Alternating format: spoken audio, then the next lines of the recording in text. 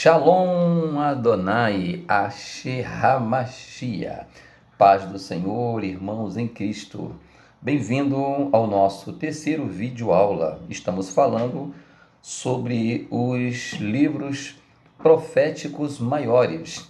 E hoje nós vamos estar trazendo apenas uma visão panorâmica. Por que eu digo visão panorâmica? Porque se for entrarmos nas entrelinhas, da história dos profetas, nós tomaremos muito tempo e teremos vídeos muito grandes. Então apenas estaremos trazendo uma visão panorâmica. Então, quem são os profetas maiores? Como estão dispostos no Velho Testamento?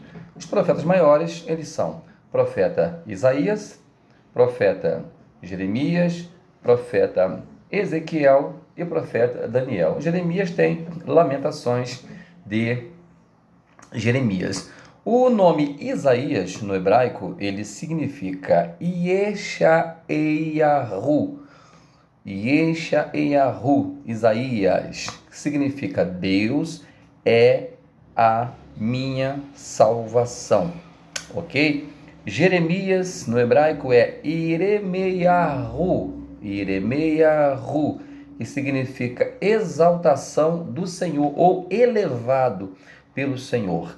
E o profeta Ezequiel, o nome dele no hebraico é El Yeshesekel. El Yeshesekel. Outros falam El Yehezekel, que significa o que tem a força de Deus. E Daniel, o seu nome é Daniel, Daniel, que significa Deus é o meu juiz. Bom, os livros proféticos, como temos em nossa Bíblia, na Septuaginta, na tradução dos 70, ela é diferente de como ela está disposta na Bíblia hebraica. A Bíblia hebraica, ela se divide em três partes, que é a Torá, que é igualzinho o que temos em nossas Bíblias, em nossos livros, tá? A Torá, que é os 5 livros da Bíblia: Gênesis, Êxodo, Levítico, Número e Deuteronômio. E só que na Bíblia hebraica é Torá, Nebim, tá? Nebim e Ketubim. O que é? O Nebim é considerado na Bíblia hebraica os profetas, tá? Maiores, incluso os profetas menores, que subdivide em duas partes, que é profetas anteriores, tá? E profetas posteriores. Esse profeta anterior que eles falam é Josué, Juízes, 1 Samuel, 2 Samuel, 1 Reis, 2 Reis, e os profetas posteriores é Isaías, Jeremias, Ezequiel, Oséias, Joel, Amós, Abacuque, Jonas, Miqueias, enfim, é diferente da nossa Bíblia, tá? Como eu já citei, que é separado profeta maior e menor. No hebraico, eles fazem a junção. E o Ketubim, na escritura hebraica, que representa os escritos, tá? Esse escrito é Salmo, Jó, Provérbios, Ruth, Cantares, Eclesiastes, que na nossa Bíblia nós chamamos de uma parte os livros poéticos, Outra parte fazem parte dos livros históricos. Porém, na Septuaginta nós temos, como eu já citei de antemão, o Pentateuco, que eu já citei, nós temos os livros históricos e depois vem os livros sapienciais, que chamamos de livros poéticos, que é Jó, Salmos, Provérbios, Eclesiastes, Cantares, enfim. E os profetas, que é dividido em duas partes: profeta maior e profeta menor. Profeta menor são 12 livros e profetas maiores são classificados em 5 livros, incluindo a Lamentação de Jeremias. Vamos entrar aí na nossa visão panorâmica, falando um pouquinho sobre o profeta Isaías, tá? O profeta messiânico, que ele é conhecido, que profetizou 700 anos antes de Cristo. Isaías, a Bíblia diz que Isaías era filho de Amós, capítulo 1, verso 1, mas que não deve ser, a gente não deve confundir o profeta de mesmo nome. Na verdade, o nome de seu pai hebraico é Amote, tá? Amote, enquanto do profeta é Amós. Então, Isaías era casado e sua esposa era chamada de profetisa. Está lá no capítulo 8, no versículo de número 3. A Bíblia menciona que Isaías era pai de pelo menos 2 filhos, tá? Um era Sear, Jazube e Maer Salaal Hasbaz. Está lá em Isaías capítulo 7, verso 3 e capítulo 8, versículo de 1 ao versículo 4. Esses nomes eram simbólicos, tá bom? Não é igual a mim, Isaac, igual a Maria, João, Pedro, era um nome simbólico. E tinha um significado que se referia à própria mensagem que o profeta haveria de proferir em Israel. O primeiro, por exemplo, que é Sear Jazube, ele significa um remanescente voltará, apontando para o juízo iminente que o povo seria submetido devido ao ataque assírio, mas também apontava para a promessa da restauração. Em contrapartida, já o segundo, que é Maer Salal Hasbaz, ele significa algo como rápido até os despojos, veloz é a pressa, fazendo referência à devastação que Deus traria sobre a Síria, tá? Israel e Judá. Concernente à vocação do profeta, né? O relato de sua vocação para profetizar é um dos mais extraordinários registrados no Antigo Testamento. Na ocasião, Isaías teve uma visão, né? A Bíblia fala do trono de Deus e contemplou coisas inefáveis, né? Serafins que proclamavam a santidade de Deus. O texto fala que depois disto, o profeta escutou a voz do Senhor que dizia: a quem enviarei? E quem há de ir por nós? Aí o profeta responde, né? Eis-me aqui, envia-me a mim. O versículo 8 do capítulo, ou melhor, versículo 8 do capítulo 6 do seu livro. Mais tarde, a vocação do profeta Ezequiel, ele nos faz lembrar esse aspecto, né? Esse episódio. Ezequiel, capítulo 1, 2 e 3, é apresentado ele também, o seu chamado, parecido com o chamado do profeta Isaías, né? Também dentro de uma visão que Deus lhe dera na ocasião. Então, no primeiro capítulo do seu livro, temos a informação de que o profeta Isaías teve visões da parte de Deus. Isso se deu durante os reinados, né, de diversos reis, que abarcou o período, né, da sua gestão profética. Entre eles está o rei Uzias, Jotão, o rei Acais e Ezequias. A mensagem que Deus deu ao profeta Isaías era uma mensagem mesclada. Como assim mesclada? Era repreensões e anúncios de maldições, né, pela infidelidade do povo, com conforto e esperança pela restauração futura. Tá? Então Deus falava assim com o povo. Vinha a maldição, tá? Mas junto com a maldição, né, junto com a cobrança de Deus para o povo, vinha a promessa de uma restauração para aqueles que fossem fiéis ou voltassem para Deus. Então, desse modo, o profeta Isaías ele pregou sobre a importância da fidelidade do Senhor. A gente vê que lá em João 15, né, versículo 7, Jesus conversando com seus discípulos, ele fala que se estiveres em mim, minha palavra estiveres em vós, pede o que quiser e você vai ter, vai acontecer. Ou seja, o segredo da nossa vida de prosperidade, em todo sentido, é confiar em Deus. Debruçar em Deus a nossa esperança e confiança, submetermos a sua batuta, né, a sua direção, a sua vontade. Assim como o maestro que rege, né, todas as vozes, nós temos que nos submeter a Deus como o nosso maestro, para nos reger, para nos direcionar conforme o seu querer, conforme assim a sua vontade.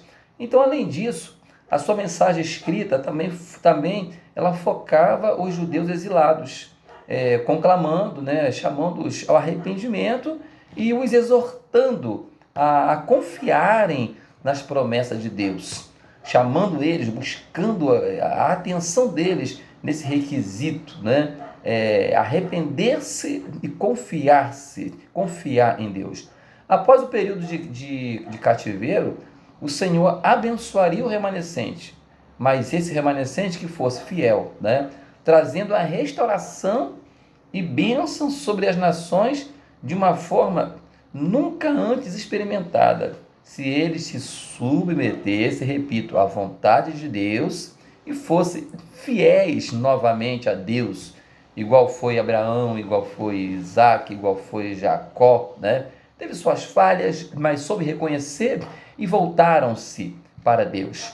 E quanto à morte desse profeta, né? Há uma antiga tradição, né, que afirma que o profeta Isaías ele sofreu martírio, né, sendo cerrado ao meio por ordem do próprio Manassés. Mas não há assim uma evidência, né, a esse respeito concreta. Caso de fato isso tenha ocorrido com o profeta, então é por isso talvez que o escritor aos Hebreus, no capítulo 11, verso 37, ele fala que muitos dos que sofreram martírios, né, entre eles teve aqueles que foram cerrados ao meio. Então acredito eu que seja uma alusão, né, um apontamento relacionado ao profeta Isaías. Agora, quanto ao profeta Jeremias, né, na Bíblia nós temos o profeta Jeremias, mas não é só esse nome Jeremias que nós temos na Bíblia. Existem também outros personagens da Bíblia com o mesmo nome do conhecido profeta, tá? 1 Crônicas, capítulo 5, verso 24, você vai encontrar lá o chefe do clã da tribo de Manassés. O nome dele, Jeremias. 1 Crônicas, capítulo 12, verso 4, 10 ao 13, você vai encontrar também os guerreiros que juntaram-se a Davi em Ziclag. O nome deles, Jeremias.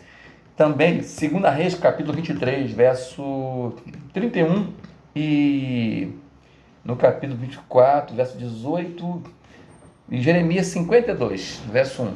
Também, tu vai encontrar lá o pai de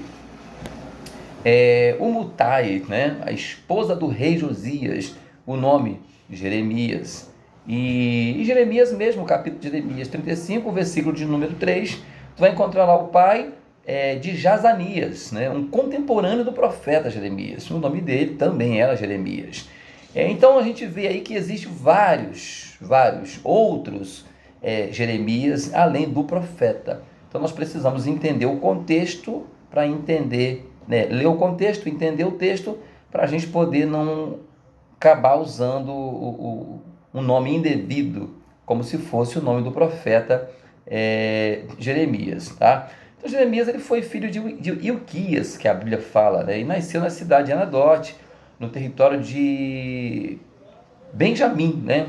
Isso ocorreu aproximadamente uns 650 anos de Cristo. Foi no final do reinado do rei Manassés de Judá. Anadote era um vilarejo, né, sacerdotal que ficava aproximadamente a 3 quilômetros de distância de Jerusalém. Jeremias era um sacerdote que, além de ser um profeta, né, também, ele viveu num dos períodos assim mais conturbados, né, da história do Oriente.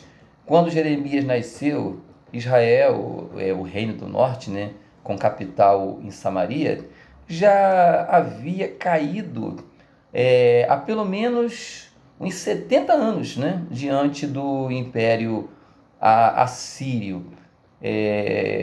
Interessante também a forma que o profeta ele foi chamado.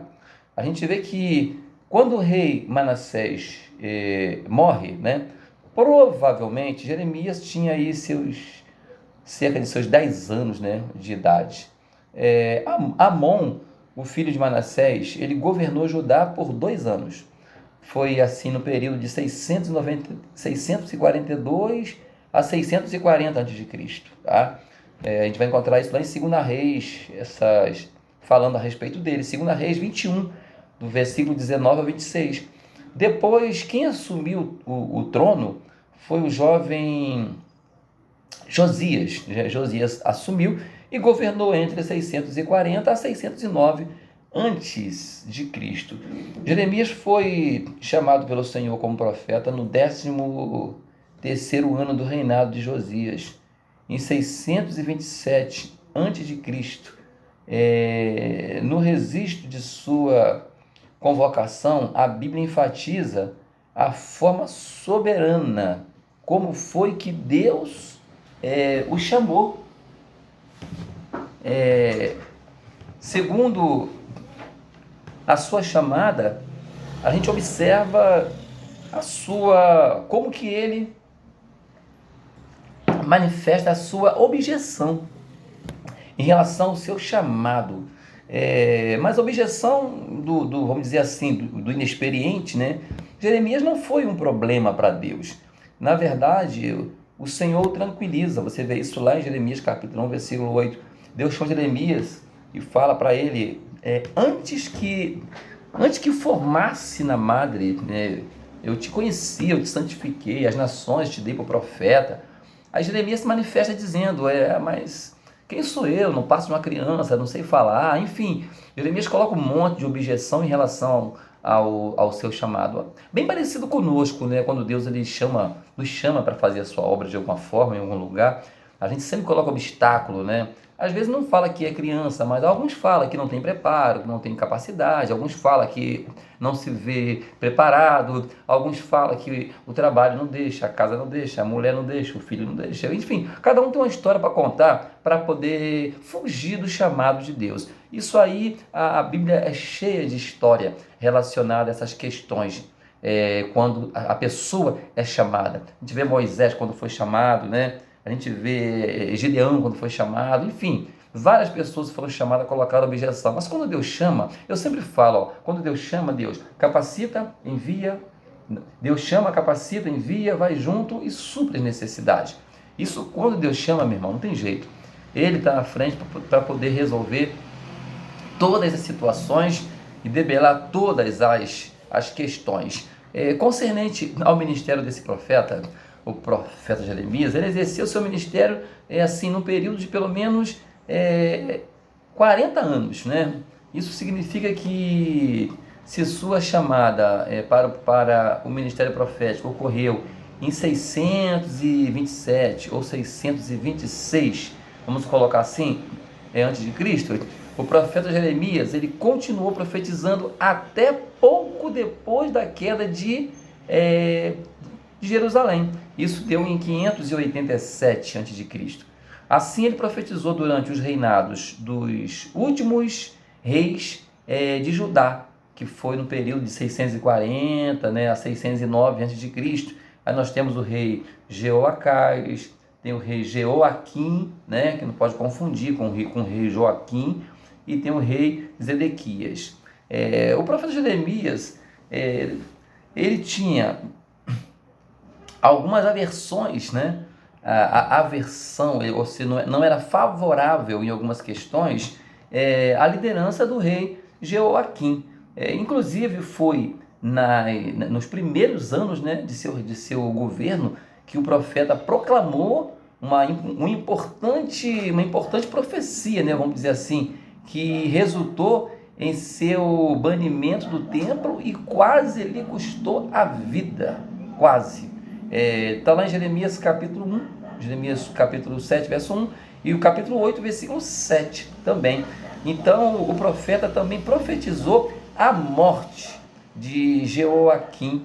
Está lá em Jeremias, registra isso, capítulo 22, o verso 18 e 19, o capítulo 36 e o versículo de número 30. Então, depois da morte de Jeoaquim, o seu filho Joaquim, né, já falei, não confundi, ele assumiu o trono em seu lugar. Mas o jovem monarca governou por apenas 3 meses e logo foi levado para a Babilônia. Para o seu lugar, Nabucodonosor colocou o rei Zedequias, tá? Vejamos algumas mensagens proferidas pelo profeta Jeremias de uma suma importância, né? Apesar de o ministério do profeta Jeremias ter sido bastante longo, mas a sua mensagem principal é muito clara, né? Essa mensagem ela pode ser até pontuada de alguma forma. Por exemplo, nós temos depois o profeta Jeremias, ele avisou que o tempo de arrependimento havia se esgotado. A gente vai ver ele falando sobre isso e que Judá sofreria o juízo de Deus. Tal juízo seria muito severo, pois implicaria na perda da terra prometida. Quando Jeremias fala em relação a essa profecia de tempo esgotado, por quê? Porque Deus já havia advertido o povo através de Jeremias e havia convocado o povo para se arrepender, para evitar o julgamento. Só que como o povo não se arrependeu, não voltou-se para Deus, o que Deus fala? Deus fala, ó, esgotou o tempo. Então agora vai vir o juízo sobre a terra. Deus ele tolera, não é tolera, né? Deus ele é paciente. Só que tudo tem um tempo também para se esperar, né? Então Jeremias profetizou que o cativeiro babilônico seria inevitável, não tinha jeito, inevitável, e que Jerusalém cairá na mão de Nabucodonosor. Então o profeta mostrou, através da sua mensagem, que Judá mereceu o cativeiro. Mas por quê? Por causa dos graves pecados que o povo persistiu em cometer, tá? Sobretudo a idolatria, porque havia uma ordem de Deus, não haja outro Deus diante de ti. Era lei, né? Os 10 mandamentos, não há diante de ti outro Deus. Deus queria a atenção do povo para ele, só para ele. Não podia dividir, né? Igual aquela história que eu já contei aqui para vocês um tempo atrás aí, que havia um muro e havia em cima do muro um ser, né? Uma pessoa, e do lado de lá um anjo do mal, do lado de cá um anjo do bem. E o anjo do bem ficava o tempo inteiro falando para o cidadão: desce do muro, sai do muro. Mas ele não saía do muro, ele ficava no muro o tempo inteiro. Sai do muro, ele não sai do muro. Sai do muro, ele não sai do muro. Você vai ter problema aí no muro, sai do muro. Ele não saia do muro. Aí o anjo do mal não falava nada. O cara do muro olhou para o anjo do mal e falou: por que você não fala nada?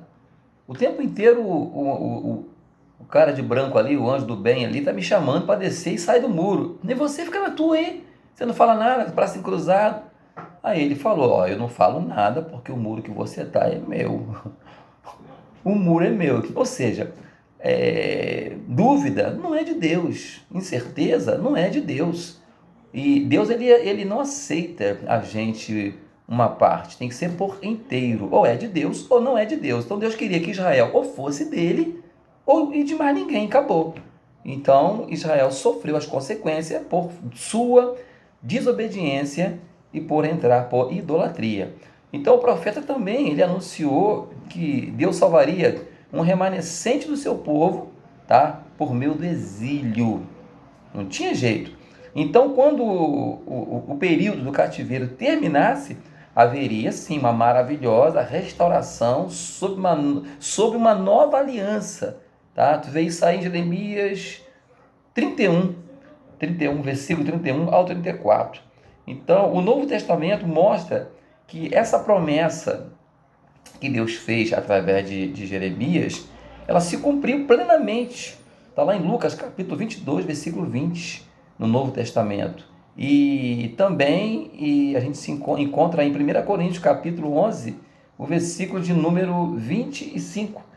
E Hebreus capítulo 8, versículo 6. Então a profecia foi no Velho Testamento, mas o Novo Testamento mostra a profecia ela se cumprindo, tá? Então é possível perceber claramente que a mensagem do profeta Jeremias, conforme registrada em todo o seu livro, serviu para lembrar, né, os cativos, os exilados, sobre os motivos que lhes conduziram às provações que eles estavam enfrentando, bem como assegurar-lhe, né, que se arrependesse, eles voltariam para Jerusalém e desfrutaria da grande bênção. Então Deus nunca deixa ninguém enganado. O homem está sofrendo pelas consequências dos seus pecados. Do que se queixa o homem? Se queixa dos seus próprios pecados. Era o caso de Israel, né? E vale lembrar da situação também dos juízes, né? Deus sempre levantava um juiz, o povo levantava. Saía o juiz, o povo caía. Levantava o juiz, o povo subia. Saía o juiz, o povo descia. Ou seja, o povo tem que ter liderança. Tem que ter liderança, mas liderança com direcionamento de Deus. Não adianta ter liderança, mas uma liderança fraca. Uma liderança que se deixa ser levada, né? Como, por exemplo, o líder Arão. Moisés sobe o monte, quando desce, Arão estava adorando, junto com o povo, vamos dizer assim, um bezerro. Porque o povo fez a cabeça de Arão. Então tem muitos líderes hoje, na atualidade, que a cabeça foi feita pelo povo. Ele prefere ouvir o povo do que ouvir a voz de Deus. Aí o povo fala, eu quero culto assim, aí faz um culto assim. Amanhã chega outro povo, quero culto assado, faz um culto assado.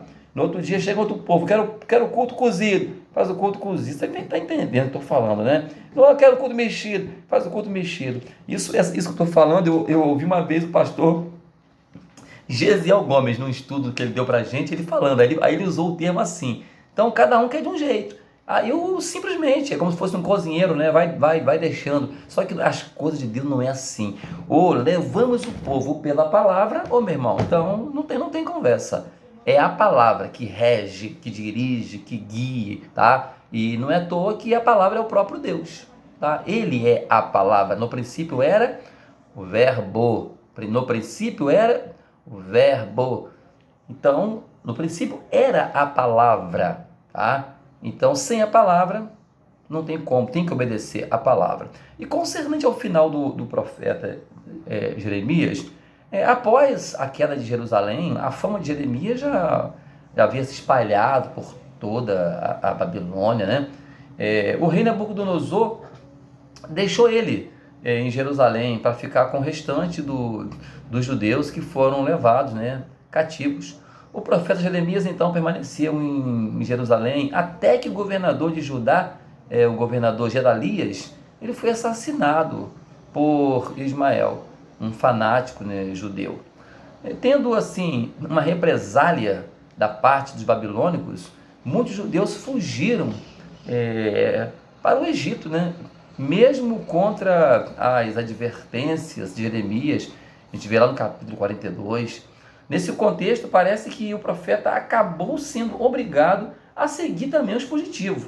Nós vamos ver isso aí no capítulo 43 do seu livro. Aí no Egito, o profeta Jeremias, né, já um homem experiente, já com a idade avançada, pelo menos já com seus 70 anos mais ou menos, ele continuou ainda pregando a palavra de Deus. A gente vê lá em Jeremias capítulo 44. Os estudiosos dizem que muito provavelmente ele acabou morrendo ali pouco tempo depois. Na verdade, nada se sabe sobre as circunstâncias de sua morte, apesar de que havia uma tradição que afirmava que Jeremias ele morreu apedrejado pelos judeus em Táfnis, né? Surgiu na época também entre os judeus uma crendice, né? Sempre aparece, de que o profeta Jeremias ressuscitaria dentre os mortos, né? Uma crendice, é lógico. Essa lenda dizia que ele restauraria o tabernáculo, né? E traria a arca da aliança. E o altar do incenso, que supostamente ele teria escondido em uma caverna por ocasião da queda de Jerusalém. E é lógico que, já falei, uma crendice. Talvez essa antiga crença possa até explicar o motivo, né, de alguns judeus lá do primeiros séculos terem pensado que Jesus era Jeremias. Lá em Mateus 16, no versículo 13 ao 14, lembra? Quem diz os homens que eu sou? Aí um fala, o Elias, o outro, tu é João Batista, não tem aquela história? O outro, Jeremias. Acreditava-se isso, alguns judeus. Só que não passa de uma lenda, tá? Uma lenda não, é uma crendice. Então o profeta Jeremias ele foi contemporâneo de, pelo menos, algum tempo, de alguns profetas. Por exemplo, o profeta Sofonias, né, foi contemporâneo dele, profeta Naum, profeta Ezequiel, profeta Daniel, foram profetas que abarcaram o mesmo período de ministério. E concernente ao profeta Ezequiel,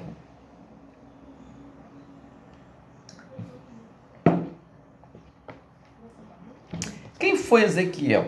Ezequiel foi um dos grandes profetas israelitas, né? Seu ministério foi durante a época do exílio na Babilônia, uma fase também muito difícil, né, na história de Israel, não diferente dos demais profetas. No seu livro, o profeta ele avisou sobre a destruição que haveria, né, de Jerusalém, mas também anunciou a restauração do povo de Deus, porque essa era a missão do profeta. Ele anunciava a sentença de Deus, mas anunciava também que haveria de ter uma restauração, se houvesse uma volta para Deus e uma obediência à sua palavra. Então Ezequiel ele foi deportado para a Babilônia com cerca de mais ou menos 25, 26 anos, né? Isso se deu em torno de 597 a.C.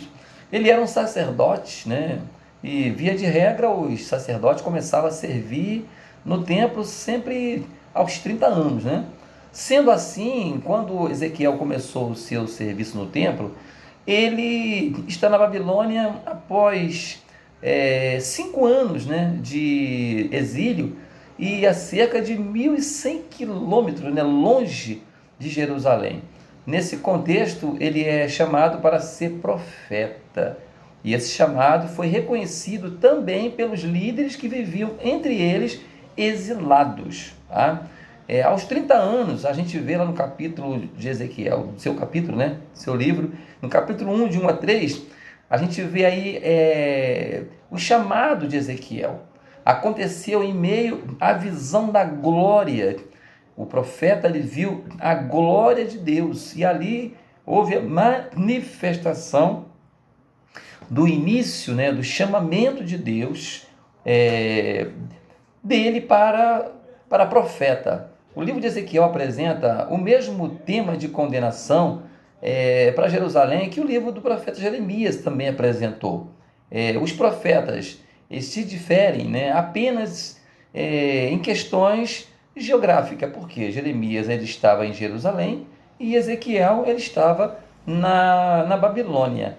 No contexto histórico, Ezequiel ele testemunhou grande parte, né? A história mostra que Ezequiel ele testemunhou grande parte do declínio e da queda do Império Assírio. Os assírios eles tinham capturado a Samaria, né? A capital do reino de Israel, e ao norte em 740 a.C. A gente vê que o livro do profeta Ezequiel, como já falamos a princípio, a sua chamada, né, no capítulo 1, a visão que ele tem.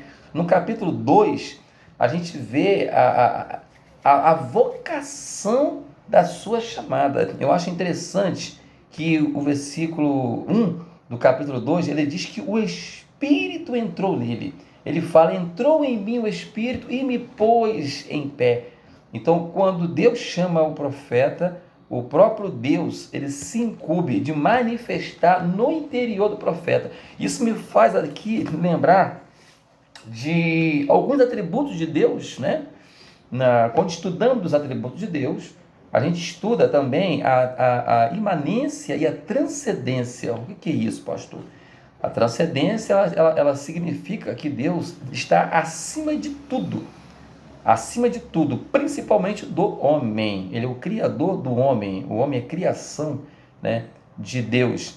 E a imanência, ela significa que Deus se revela dentro do homem. A transcendência, Deus está acima, por fora. Na imanência, Deus está por dentro. E aqui no capítulo 2 de Ezequiel, verso 1, eu vejo a imanência de Deus. Eu vejo Deus dentro do homem, levantando o profeta para começar o seu ministério. E no versículo 17 do capítulo 3, eu vejo Deus colocando a Ezequiel numa posição de atalaia. Ele fala: eu te coloco como atalaia sobre a casa de Israel. O que era um atalaia?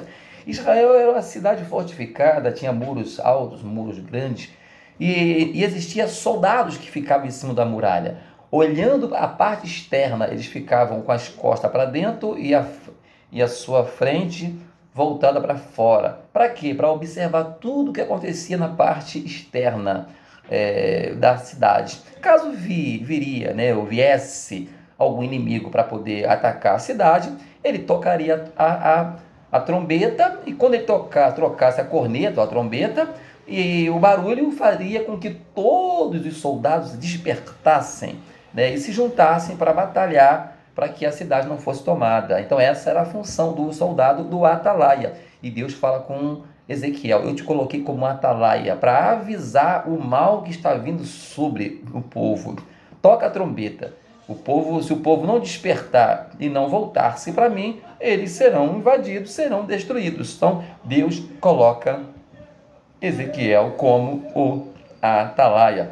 E no capítulo de número 34, eu vejo a profecia, né? Deus falando com Ezequiel, para ele falar em relação aos profetas, ou melhor, perdão, aos pastores, né? Aos pastores que não se contentavam apenas com a lã das ovelhas, né? Mas queria também a carne das ovelhas. Ezequiel 34, ele traz uma mensagem forte sobre aqueles pastores que não têm compromisso, que o compromisso dele é consigo mesmo.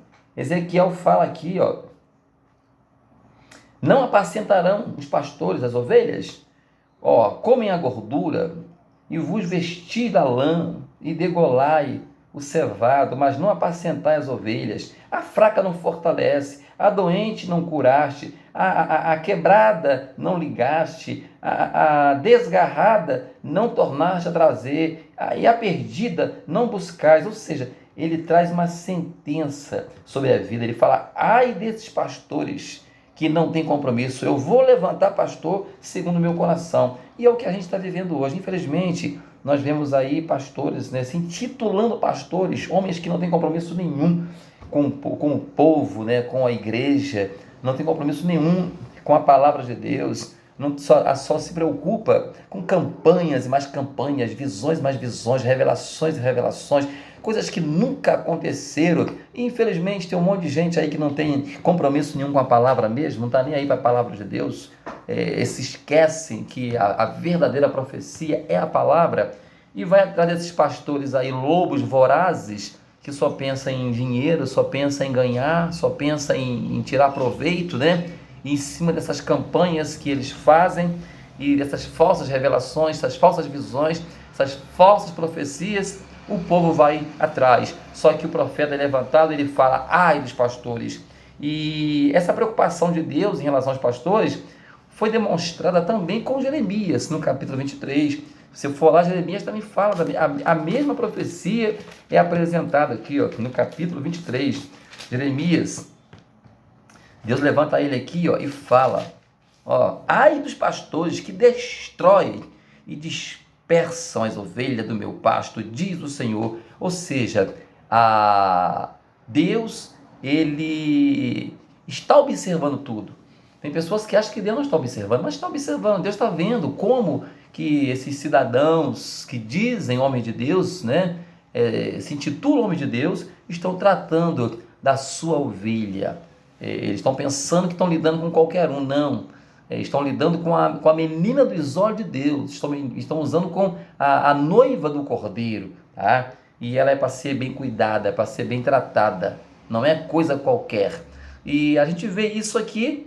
E o profeta também, Ezequiel, ele apresenta para a gente aqui o capítulo de número 37, né? Do Vale dos Ossos Secos. Essa revelação que ele faz do povo de Israel. Essa visão que ele tem, que a pergunta que é feita a ele, pode reviver esses ossos? E ele fala, né? O Senhor sabe se pode reviver, né? Veio a minha palavra do Senhor e me levou o Espírito, me pôs no meio de um vale que estava cheio de ossos. Essa visão do vale de ossos secos, que foi dada a Ezequiel, ela estava relacionada à situação que o povo estava vivendo. Deus estava dizendo para Israel: olha, eu posso reviver vocês, eu posso devolver para vocês ossos, nervos, carne e espírito. Em outras palavras, Deus estava falando: eu posso devolver para vocês a terra que vocês perderam, eu posso devolver para vocês a reconciliação comigo, voltar-se para mim, eu posso. Então Deus fala através do profeta: pode reviver esses ossos? Pode voltar a ter vida? Sim, pode. Pode voltar a ter vida. Então Deus fala para Ezequiel: profetiza. Então profetizei, e houve um ruído enquanto eu profetizava. Olha, e eis que se fez um rebuliço e os ossos se juntaram, cada osso ao seu osso. Então Ezequiel estava vendo nos seus olhos o que Deus podia fazer com o povo de Israel. Assim é Israel. Eu posso restaurar Israel. Então, nós não podemos perder de vista e nem tampouco desesperançarmos, porque quando Deus faz promessa, Ele cumpre, porque Ele é fiel, tá? Ainda que esteja morto, o texto diz: viverá. Amém? Concernente ao profeta Daniel. Quem foi Daniel? Né? Daniel,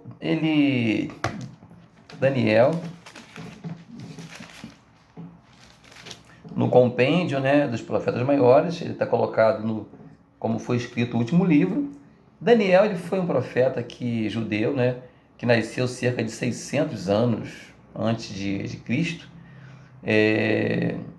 Deus deu a Daniel a capacidade de interpretar sonhos, fez com que ele tivesse visões, né, sobre acontecimentos futuros, e o inspirou a escrever o livro que leva o seu nome. Daniel cresceu em Judá, né, onde ficava a cidade de Jerusalém e o templo dos judeus.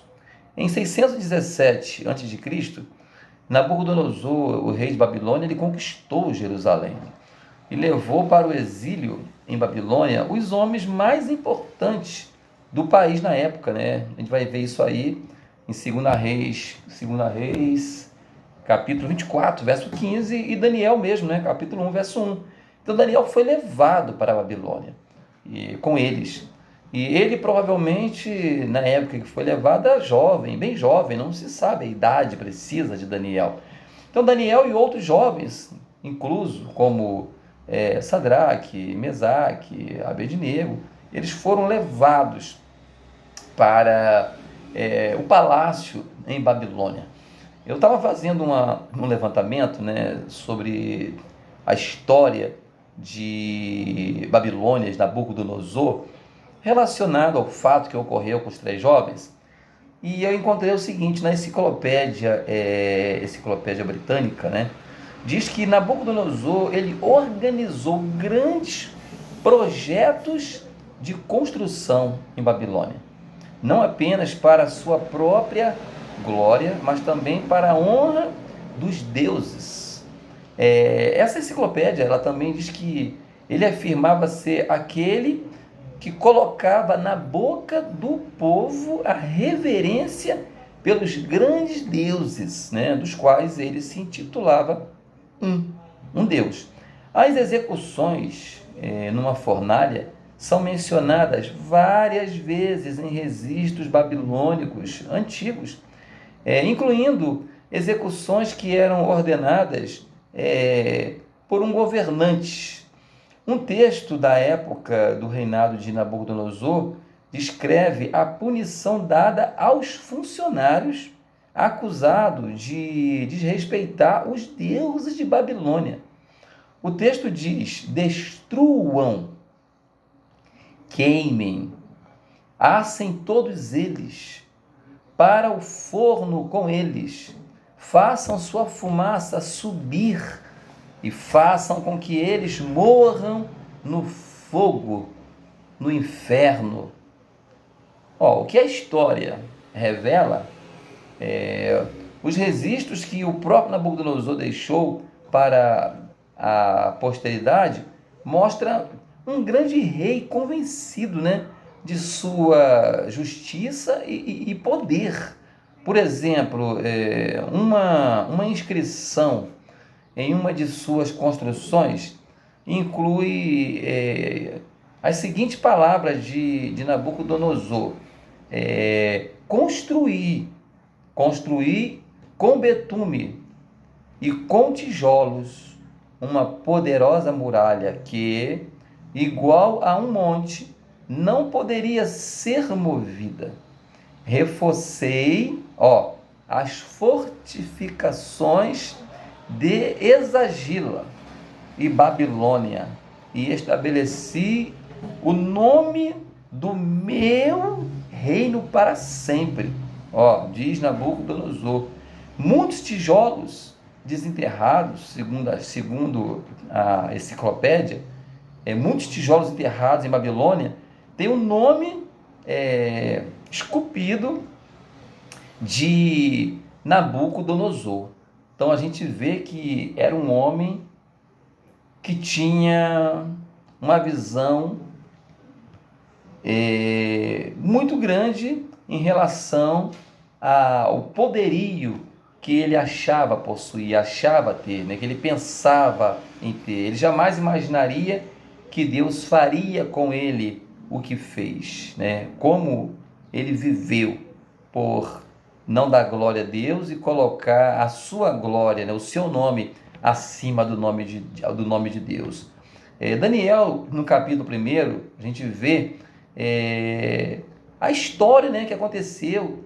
Daniel e seus companheiros fiéis, que foram separados para poder se alimentar com o manjar do rei, porque o rei queria eles para no futuro serem usados, vamos dizer assim, na Babilônia. Só que Daniel, ele não aceitou, Sadraque, Mesaque, Abednego, eles não aceitaram. E esse fato deles não aceitarem a ordem do rei, eles tiveram uma série de lições que posteriormente veio glorificar o nome do Senhor, veio glorificar o nome do Senhor, a atitude daqueles jovens. A gente vê que o nome deles foram mudados, a visão da Babilônia era mudar o caráter daqueles jovens, mas não ia conseguir mudar o caráter deles. Vamos fazer o seguinte, vamos pelo menos trocar o nome deles, porque Daniel, que significava o nome hebreu, Deus é meu juiz, eles colocaram o nome de Beltesazar. Bel é um nome babilônico, em referência ao Deus de Nabucodonosor, que significava Bel protege a vida do rei. Quando chamava Beltesazar, estava dizendo Bel protege a vida do rei. Ananias, já colocaram o nome de Sadraque, Ananias. O nome de origem hebraica, Anania, que é a junção de Haná ou Haná, que significa graça, e Iá, de Iavé ou Jeová, Então, Ananias significa Iavé é misericordioso. Quando chamava Ananias, estava dizendo Iavé é misericordioso. Aí colocaram o nome de Sadraque. Alguns eruditos, né, acreditam, né, conjecturam que o nome seja uma alteração de Marduk, mas não há nada conclusivo sobre o significado desse nome. Mas é consenso entre alguns teólogos que o nome Sadraque ele quer dizer decreto do deus Lua ou comando de Acum, tá? Mas geralmente é traduzido por real ou o grande escriba, tá? A tradução. E é um termo de origem estrangeira, provavelmente persa, tá? Não é babilônico.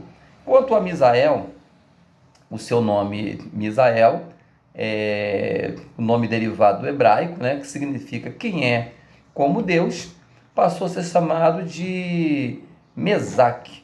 Mesaque, a tradução literal é quem é como Deus, né? Até esse aí ficou com o nome, vamos dizer assim, até adequado, mas estavam fazendo alusão à Babilônia. Porém, ele não, com certeza, quando falava o nome dele, ele estava fazendo alusão ao Deus de Israel. E Azarias.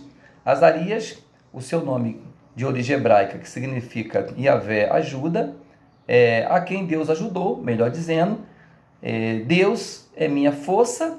Esse nome, quando se chamava Azarias, no hebraico, né, vamos dizer assim, Azarias, tu estava dizendo a quem Deus ajudou. Azarias, Deus é a minha força. Azarias, colocaram o nome de Abed-nego.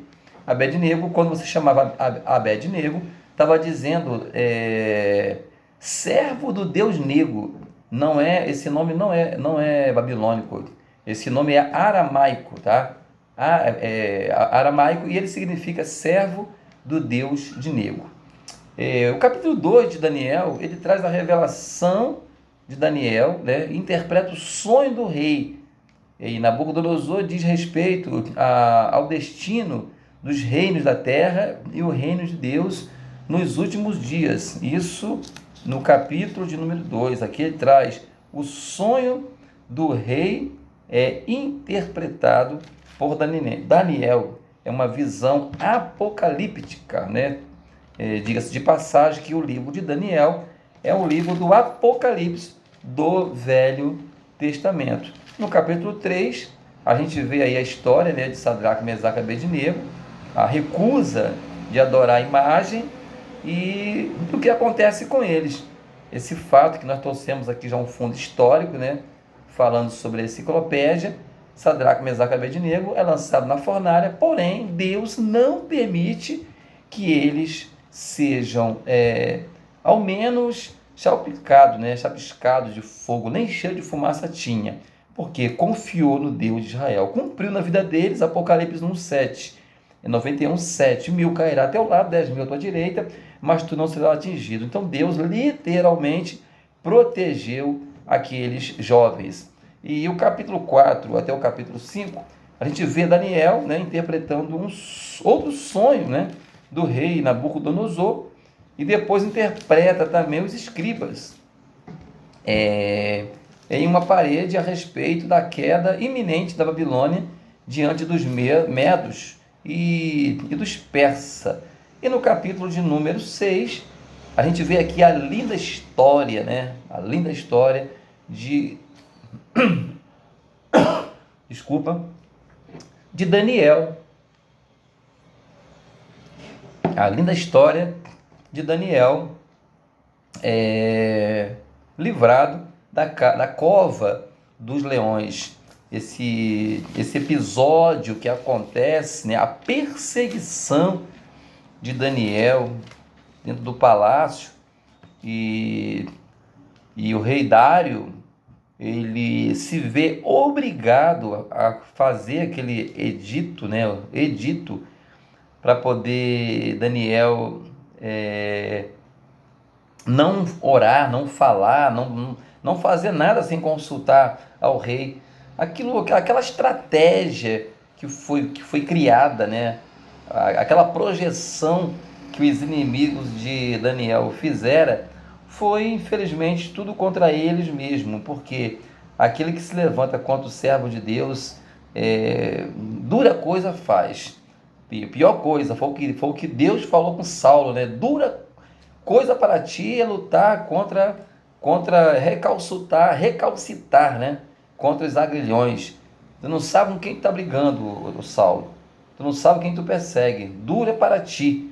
Então, mexer com crente fiel é complicado. Mexer com quem tem vida com Deus é complicado. Não precisa falar nada, é só ficar calado, ficar quieto, porque o próprio Deus, ele compra a guerra. Ele é o nosso defensor. Davi escreveu no Salmo 46: o Senhor dos exércitos está conosco, o Deus de Jacó é o nosso refúgio. Enfim, o Senhor está conosco para nos proteger. Então Daniel, ele não teve medo nenhum, ele não se preocupou em ir para dentro da cova dos leões. Interessante que Deus não livrou Daniel da cova dos leões. Deus livrou Daniel na cova dos leões. Tem gente que às vezes ele quer que Deus livra ele, dê livramento a ele do perigo, mas às vezes não. Deus quer livrar você no perigo. É diferente. Às vezes Deus não livrou Jonas do peixe. Deus não livrou Jonas do peixe. Se livrar do peixe se ele não tivesse sido lançado na água. Deus livrou ele na barriga do peixe. É diferente. Você sendo livrado do perigo é uma coisa, você sendo livrado no perigo é outra. É diferente. Então Deus, ele livrou Daniel da cova dos leões. Então às vezes temos que entender o que Deus quer fazer. Às vezes você está passando por uma fase difícil da sua vida, complicada na sua vida, e você não sabe por que está passando isso. E às vezes a gente fica orando a Deus para tirar aquilo, para passar aquilo, para poder impedir, para aquilo não acontecer. Só que Deus não quer tirar. Deus quer que você passe por aquilo. Deus quer que você vivencie aquilo. Deus quer que você percorra por dentro daquilo. Porque lá na frente você vai ter um testemunho maior para contar. Eu sempre costumo dizer, né, é um tema de um estudo que eu dou: aquele que foge das dificuldades da vida nunca terá história para contar. Aquele que foge das dificuldades da vida nunca terá história para contar. Ou seja, se eu fugir dos problemas, eu não vou ter história. Para mim contar a história da minha vida, eu tenho que enfrentar todos os problemas. Aí no futuro eu vou poder contar. Igual, por exemplo, hoje, a gente viajou, foi para Vitória, nós ficamos 20 anos no campo de missões. Nós fomos para o Uruguai, ficamos um tempo no Uruguai, nós fomos para o Paraguai, ficamos no Paraguai, nós fomos para o Ceará, nós fomos para a Bahia, nós fomos para Minas Gerais, nós fomos para Paraíba, né? Enfim, rodamos vários estados. Então, cada lugar que eu passei na trajetória de missões e ministrações, a gente adquiriu experiências diferentes em cada lugar. Então, a gente tem como contar história. A minha família tem como contar história, a minha filha tem como contar história, meu filho tem como contar história, porque a gente passou, a gente viveu, atravessou. Então, não pode fugir. Então, Daniel, ele dentro da cova que Deus livrou, os leões não teve poder sobre ele. E o capítulo 7 ao capítulo 12, a gente vê aí, né, finalizando, Daniel tem as visões proféticas dos acontecimentos, né, logo após sua época, até os últimos dias, e assim ele faz o fechamento, né, o encerramento do livro, do seu livro. Então, os livros dos profetas maiores, que nós estamos fazendo aí a nossa visão panorâmica, nós estaremos assim concluindo, né? Fechando. Sabemos que é muito pouco perto da grandeza, da revelação que os livros, que os profetas maiores possuem. Nós trouxemos aqui apenas uma breve história, né? Uma pincelada, vamos dizer assim, uma visão bem curta, mas que já pode ajudar os irmãos em alguma coisa. Então, que Deus em Cristo vos abençoe rica e abundantemente, e nós vamos estar voltando mais no futuro com outros vídeos, porém falando a respeito dos profetas menores. Que Deus em Cristo vos abençoe rica e abundantemente. Shalom.